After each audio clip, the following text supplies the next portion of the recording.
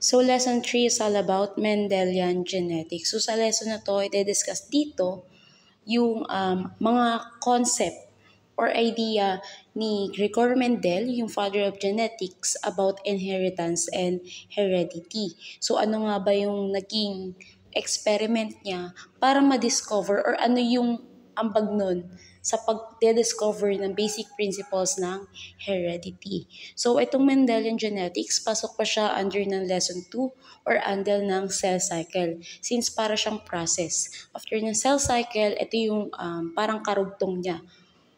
Dito kasi ipapakita paano napapasa yung traits or bakit nagkakaroon ng genetic variation yung mga species.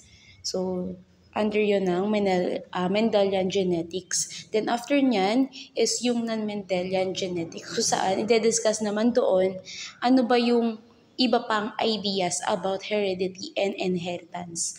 Paano napapasa yung traits in another way. So let's start with the biography of Gregor Mendel. So itong si Gregor Mendel, kilala siya as father of genetics. So kinonsider siya as father of genetics kasi isa siya sa mga sikat na scientist kung saan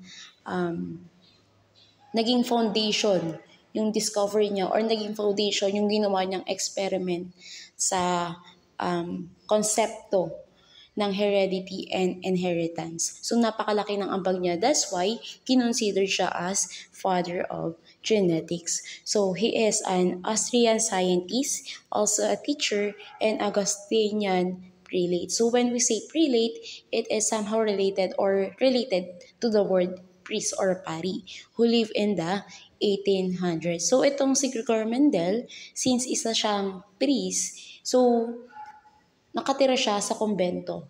Sa kumbento kung saan siya nakatira, meron siya dong parang garden. Tapos sa garden niya, doon niya ginawa yung experiment niya. At doon niya na-discover yung basic principles about heredity nga.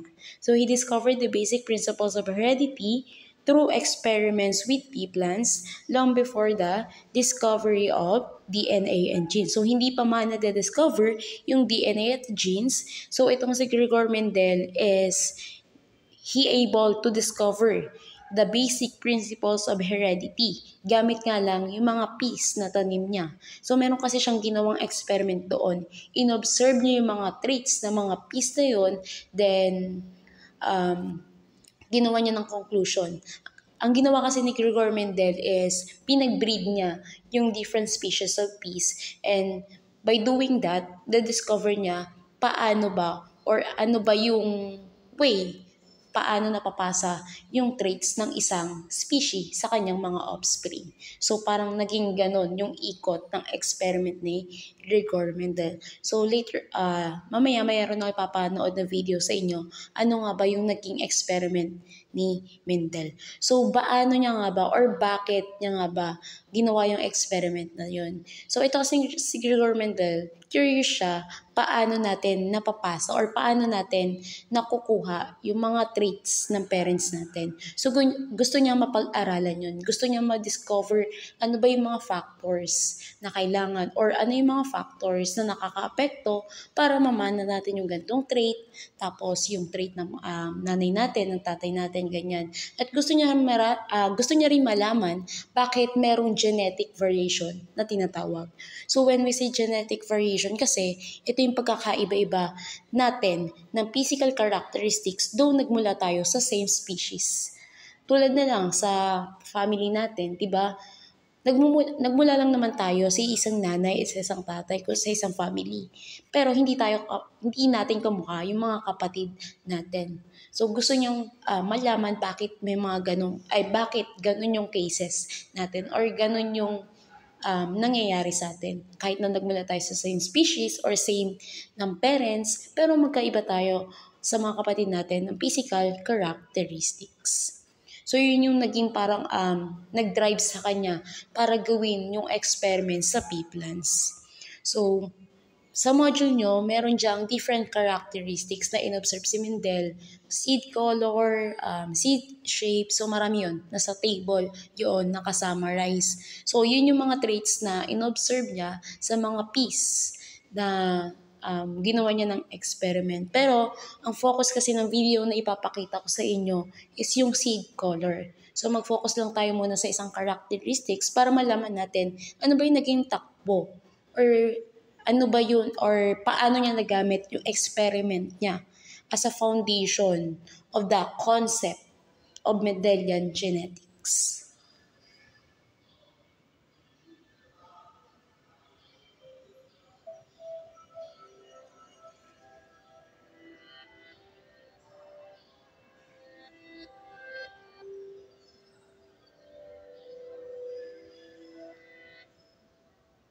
These days, scientists know how you inherit characteristics from your parents.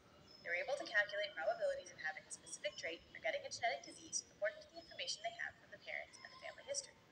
But how is this possible? To understand how traits pass from one living being to its descendants, we need to go back in time to the 19th century and a man named Gregor Mendel. Mendel was an Austrian monk and biologist who loved to work with plants. By breeding the pea plants he was growing in the monastery's garden, he discovered the principles that rule heredity. In one of the most classic examples, Mendel combined a purebred yellow-seeded plant with a purebred green-seeded plant, and he got only yellow seeds. He called the yellow color trait the dominant one, because it was expressed in all the new seeds. Then he let the new yellow-seeded hybrid plants self-fertilize, and in this second generation he got both yellow and green seeds, which meant that the green trait had been hidden by the dominant yellow. He called this hidden trait the recessive trait. From those results, Mendel inferred that each trait depends on a pair of factors, one of them coming from the mother and the other from the father. Now we know that these factors are called alleles and represent the different variations of a gene. Depending on which type of allele Mendel found in each seed, we can have what we call a homozygous pea, where both alleles are identical, and what we call a heterozygous pea, when the two alleles are different. This combination of alleles is known as genotype, and its result being yellow or green. Okay, so putulin ko yung video ditong part. So since yung ibang concept lang naman na madidiscuss dyan is madidiscuss din sa ibang part ng PowerPoint. So summarize ko lang yung naging experiment ni Mendel. So nag-focus yung video doon sa seed color. So ito yung parang pinaka-summary ng naging experiment ni Gregor Mendel. So sabi doon sa first part ng video, etong si Mendel is meron niya siyang ginawa experiment sa mga peas niya. So meron siyang two kinds of peas, two different colors of peas. Isang color yellow, tapos isang color green. So ang tawag niya doon is pure breed. Ibig sabihin, wala silang halong kahit anong breed. So itong si yellow, yung parent peas niyan is parehas yellow. Itong si green peas, ang parent peas niyan is parehas na green. So walang halong ibang species. That's why tinawag niya na pure, purong breed.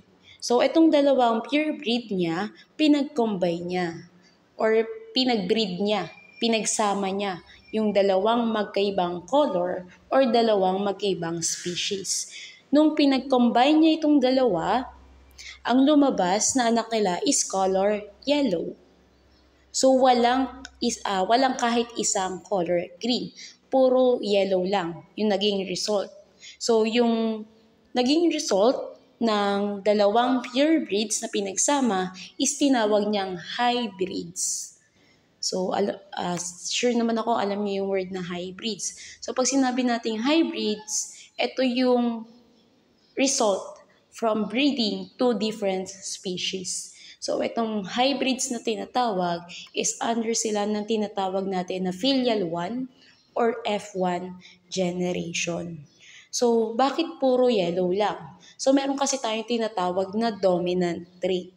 Okay, so pag sinabing dominant trait, ito yung trait na nag-a-appear sa physical appearance ng isang species. Ito yung nakikita sa physical appearance mo.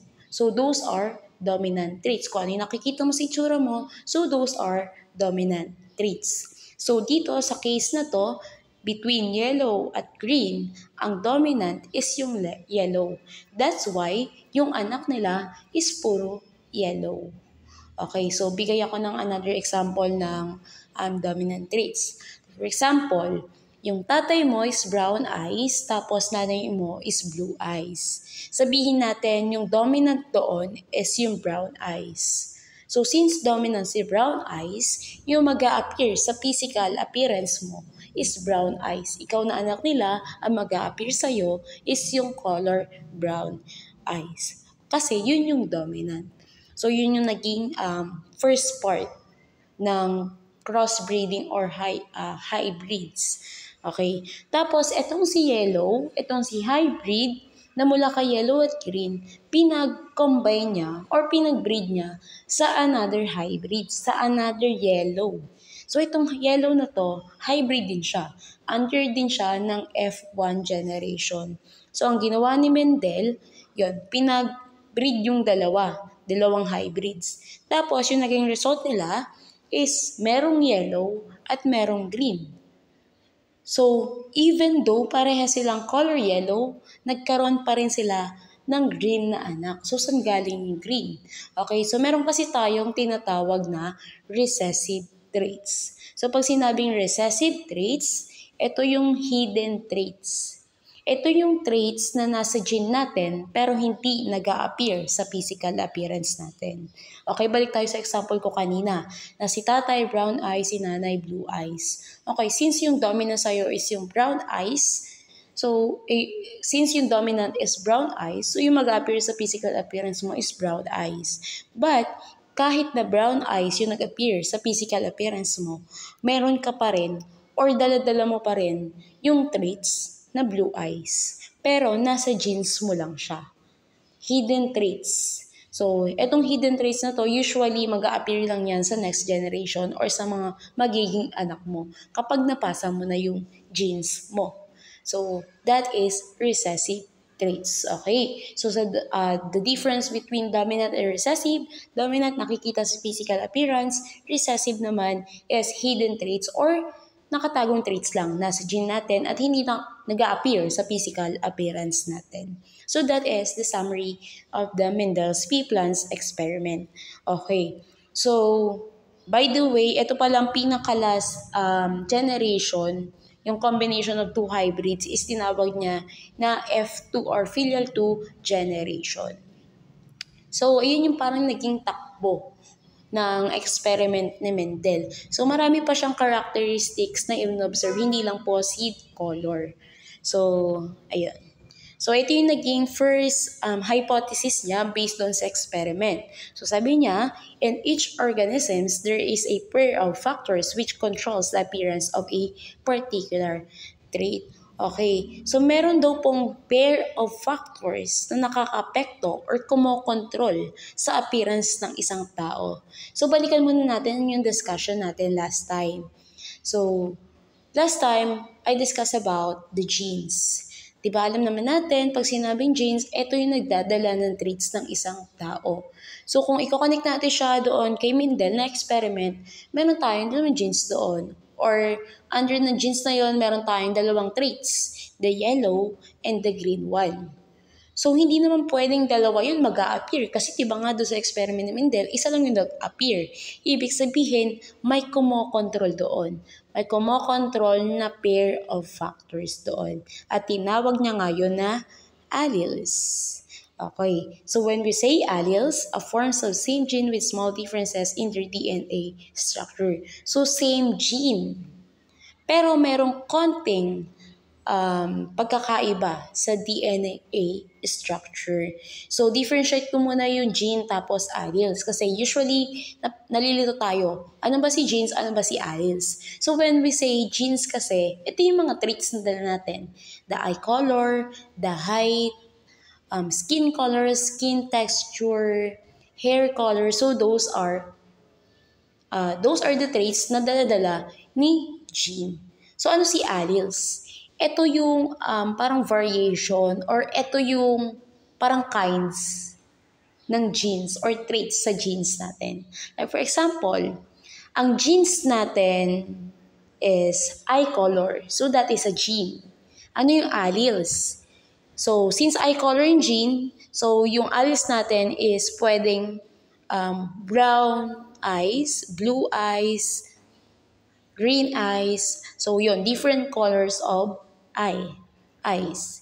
So, that is alleles. Kumbaga parang si gene, yung general, Tapos yung mga example or specific is yung si alleles.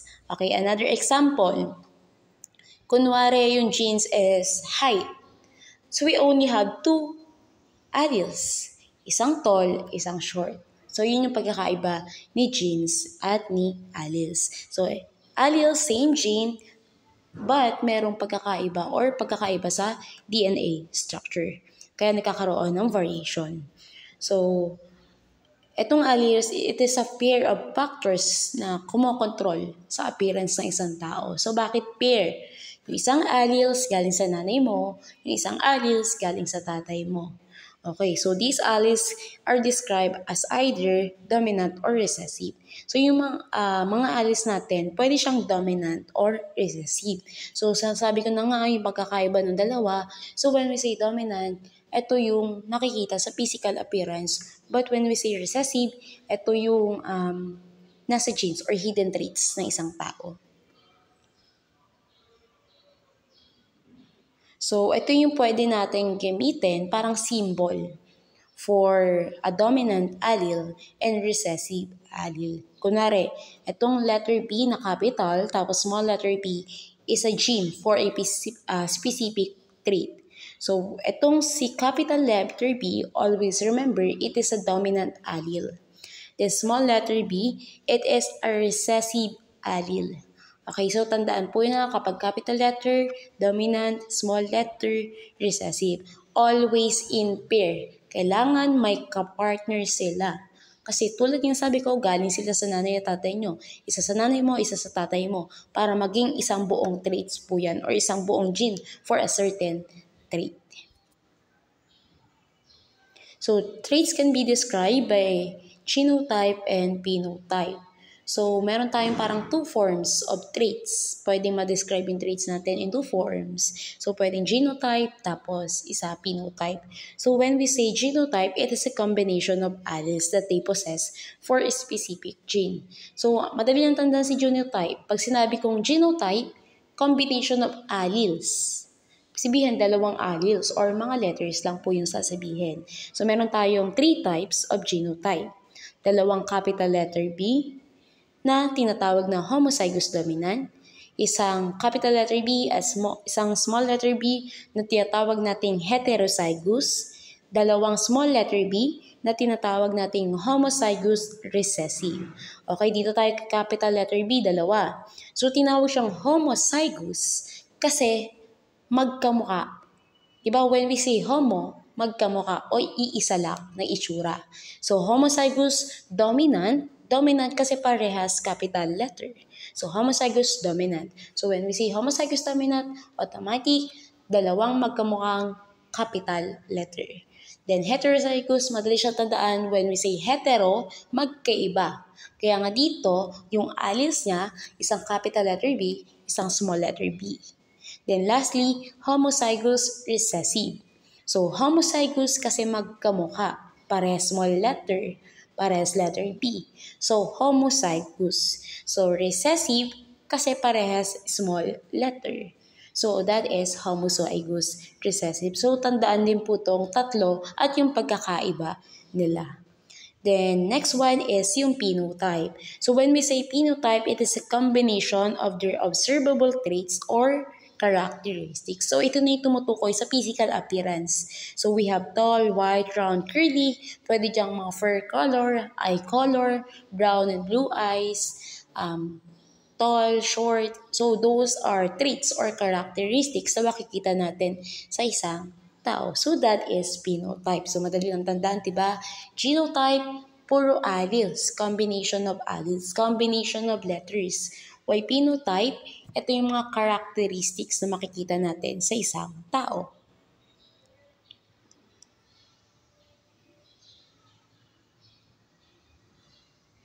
Okay, so dito tayo sa Mendel's Law. So meron tayong 3 laws or si Mendel na siyang 3 laws. So the law of segregation, law of independent assortment, and law of dominance. Okay, so isa-isa natin yan. So pag sinabi nating law of segregation, alleles of an individual separate during the formation of gametes or sex cells. So sinasabi lang dito sa law of segregation na kapag nag-undergo ng meiosis, yung cell natin, yung diploid cells natin, is nagsiseparate yung alleles niya. So paano nangyayari doon? Ay, wait lang. So ano yung nangyayari doon? Okay, kunwari, ito yung cell natin. Ay, hindi siya kita. Wait lang. Kunwari, ito yung cell natin. Ayan. Yan yung parent cell or yung diploid cell natin nung first stage ng meiosis. Diba, isang piraso pa lang yan. So, meron niyang alleles. Kunwari, ang alleles niya is capital letter B, tapos small letter B. So, kunwari yan yung alleles niya. Okay. So, dadaan yan or mag-undergo yan ng process ng meiosis kung saan masiseparate or magsisegregate siya. Diba sa meiosis, from one cell nagiging dalawa. Dalawa na yun, masiseparate pa siya into 2, kaya 4. So, dito lang muna tayo sa hanggang dalawa. So, magsiseparate yung dalawang alleles niyan. So that is law of segregation. So nag-segregate or nag-separate yung dalawang alleles from parent cell. So yun po yung law of segregation. So I hope that's clear. Okay. So dito naman tayo sa law of independent assortment. So hindi na po ako magbibigay ng example dito kasi wala tayong masyadong susulatan. Pero try ko. So, the allele a gamete receives for one gene does not influence the allele received for another gene. Okay, so sinasabi lang po sa law of independent assortment, kapag yung isang gene or isang allele na na-receive ng isang cell is hindi niya po ma-impluwensyahan or hindi niya maapektuhan yung allele na na-receive ng isa pang cell. So, parang walang pakialamanan. Kaya nga independent sila. So, walang pakialaman. Kung ano yung na-receive mo, bahala ka dyan. Parang ganon. So, parang ganon yung sinasabi dito sa law of independent assortment. Okay, sige, bigay na lang ako ng example. Narito yung diploid cell natin. Capital letter A. Ito yung isang traits. Wala.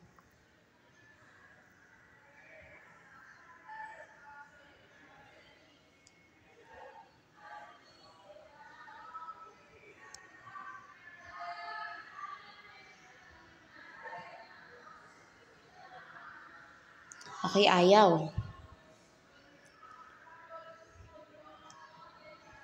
Sige, yun na lang sa law of independent assortment. So, yun lang naman yun. Hindi ko naman na siya isasama sa exam kasi ang more on focus natin sa lesson na to is yung Punnett square na later on matidiscuss ko rin kung ano. Basta sinasabi sa law of independent assortment kung ano yung na-receive ng isang cell na alleles is hindi niya maapektuhan yung isa pang alleles na na-receive ng iba pang cell. Okay, kunwari sa isang cell, meron tayong 2 different traits. Kunwari yung isang alleles nagko-contain or nagdadala siya ng brown eye color. Tapos yung isang trait na kasama niya is black hair. So wala silang pakialamanan kasi dalawang magkaibang traits sila. Dalawang magkaibang alleles sila, so walang pakialamanan. So law of independent assortment.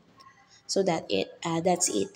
So next one and the last one is yung tinatawag na law of dominance. So ano yung law of dominance? So when an organism is heterozygous for a trait, the allele that is expressed is the dominant one.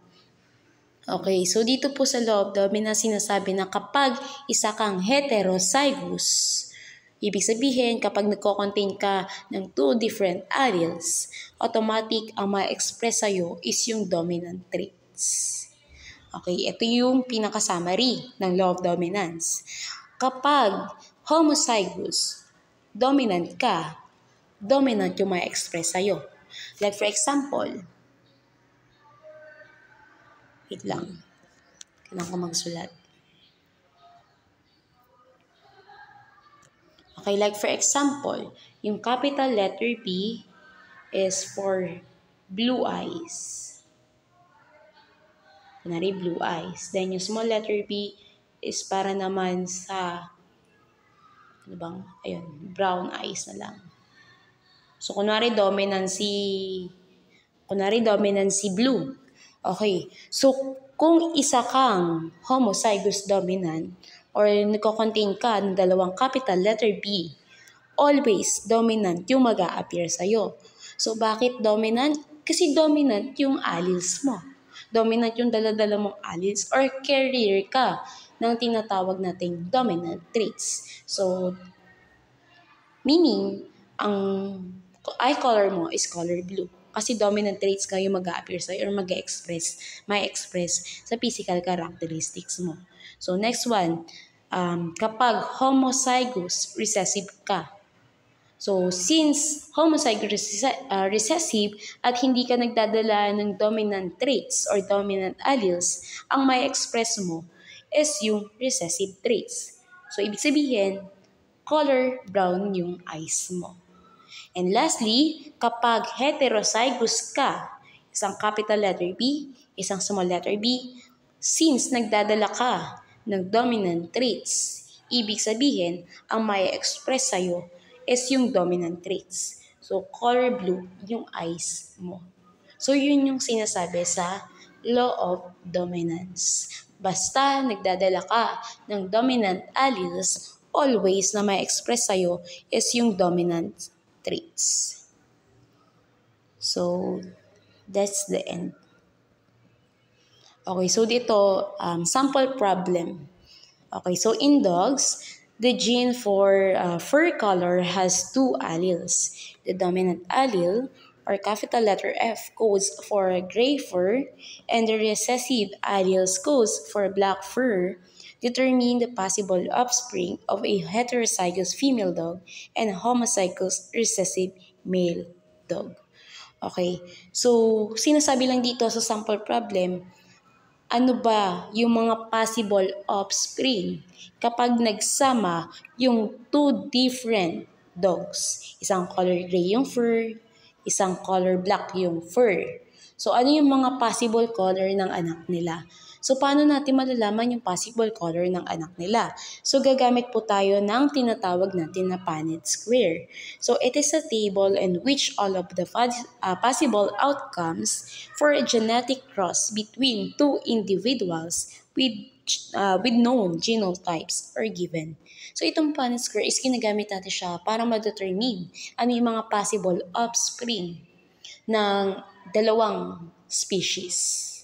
Dalawang species na nagdadala ng two different types of genotypes. So, that is a Punnett square. So, sa ganung paraan po siya nagagamit. Okay, so is a separate discussion ko tong Punnett square since paiklin ko kasi yung step-by-step process niya. Kasi dito sa PowerPoint, alam ko, parang nasa step 5 ata yun. So, gagawin ko na lang siyang 3 para po madali tandaan. So, separate discussion ko na yun. So, I hope na intindihan nyo yung discussion ko sa first part.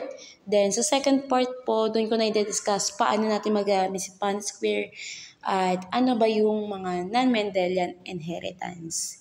So, yun lang. Goodbye.